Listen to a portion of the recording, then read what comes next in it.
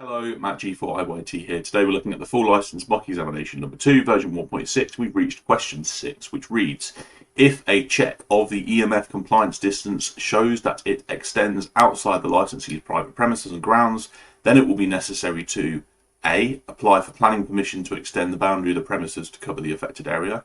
B. Fence off the affected area such that members of the general public cannot gain access without permission.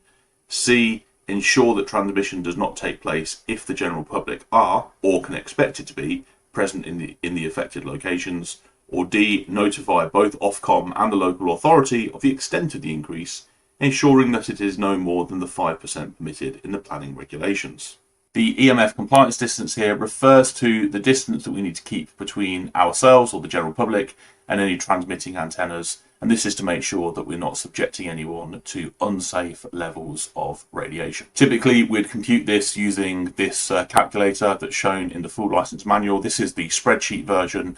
There is also an online version available from the RSGB website, and we can enter details such as the band we want to use, the transmit mode, the duty cycles, how often we're transmitting, the amount of power we're going to use, and also details about the antenna. And it will produce these compliance distances which tell us how far away we need to stay vertically and horizontally away from that antenna to make sure that we're outside of the exclusion zone, which is the zone in which the levels of RF may be unsafe. And the question is asking us what to do if this EMF compliance distance extends outside our private premises and grounds, and what we should do in that case.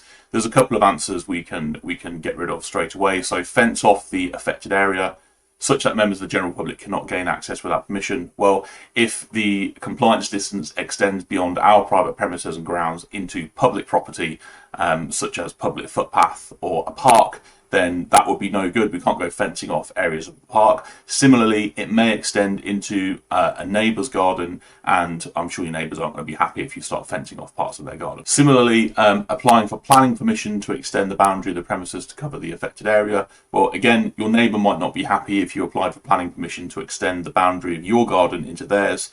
Equally, I don't think you're going to get away with extending the boundary of your premises into a public footpath or a park. If we flip over to the full license manual, we're still in the license conditions chapter, and the book actually says if the affected area, the exclusion zone as it's called, includes part of a neighbour's garden, you can operate provided you know nobody is inside or likely to be inside the zone.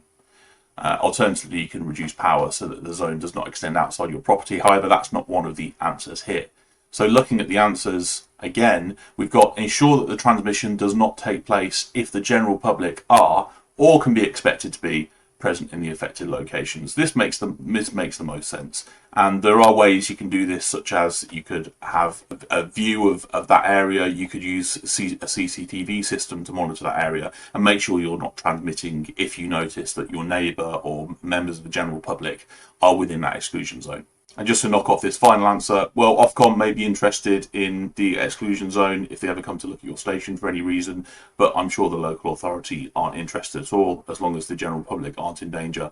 Planning does not come into it. There's no planning solution that can deal with this unless perhaps the land that the exclusion zone extends into is for sale in some way, and you're going to acquire it. But if it's your neighbour's garden or public property, a public footpath, part of a street, then there's, planning isn't going to be able to take care of this in this situation.